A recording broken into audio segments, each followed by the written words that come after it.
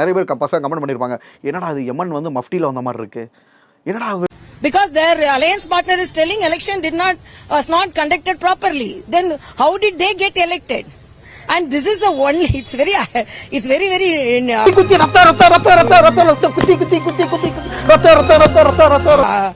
interesting. A party which got 99 criticizing a party which got more than 240. போட்டு பாட்டி செத்துருச்சா போட்டு தட்டிக்கிட்டு இருக்காரேடா அப்படின்னுவாங்க.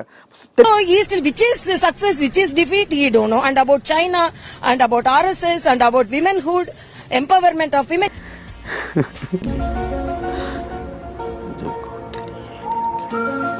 Everything he is talking wrong. If he he's not believing the Indian election system, let him go and contest along with Harris or Trump. Let him have a counter. Kamala Harris.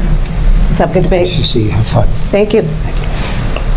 Welcome to you both. It's wonderful to have you. It's an honor to have you both here tonight.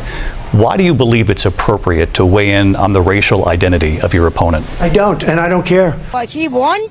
He is disbelieving, expressing his disbelief on our democracy, on our election system. BSc, MSc. On our government, so I strongly condemn that. నా తెలుగు டெபுடேஷன்ல தமிழ்நாட்டுக்கு வந்து தமிழ் கத்திக்கிட்டு இவ்வளவு நல்லா பேசுறேன். ஆனா நீ தஞ்சாவூர் இங்கிலீஷ்ல தான் பேசுற, பின்ன அப்படியே தமிழ் வாழும்.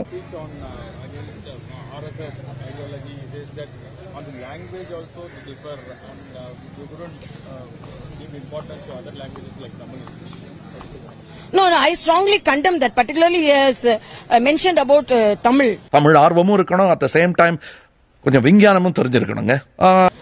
I have seen the RSS programs. They are singing Tamil songs. परं वै भवन्नेतु मे तत्स्वराष्ट्रम्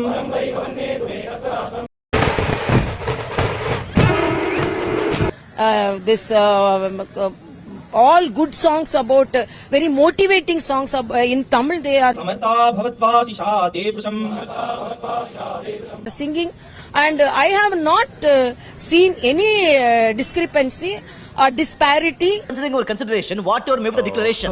Okay. No Russian language, sir. The Kolslavsky, the Vaslavsky, Salaslavsky, the Samalaslavsky. Oh, come on, Willie, please stop it. Okay. Or anything.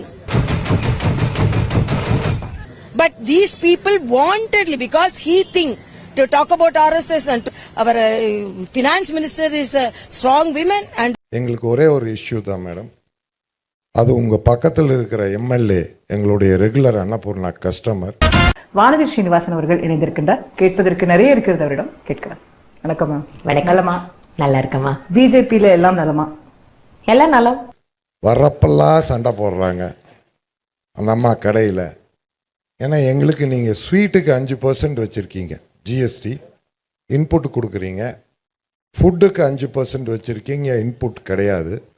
இந்த காரத்துக்கு 12% வச்சுருக்கீங்க. அடுத்தது பேக்கரியில் பார்த்தீங்கன்னா ப்ரெட்டும் பன்னும் விட்டுட்டீங்க. மீதி எல்லாத்துக்கும் அப் டு 28% வச்சுருக்கீங்க. இந்த அம்மா வர வேண்டியது ஜிலேபி சாப்பிட வேண்டியது, அடுத்தது காஃபி கொடுக்கணும், காரம் வேணுங்கிறது. காரத்துக்கு 12ன்னு சொன்னால் உடனே சண்டைக்கு வர்றது. யாருக்கு பர்மிஷன் இருக்கு இல்லைன்னு உங்களுக்கே தெரியலன்னா நீங்க ஒரு சட்டமன்ற உறுப்பினர், தேசிய அளவில் பொறுப்பில் இருக்கீங்க. இது டெய்லி எங்களுக்கு நடக்குது பிரச்சனை.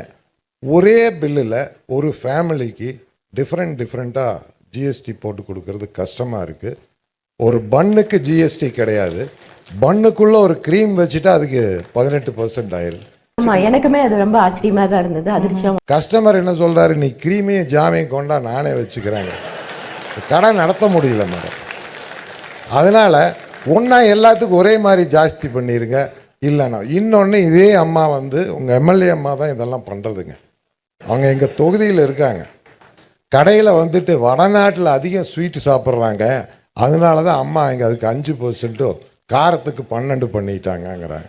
ஒரு வேலை இருக்குமோ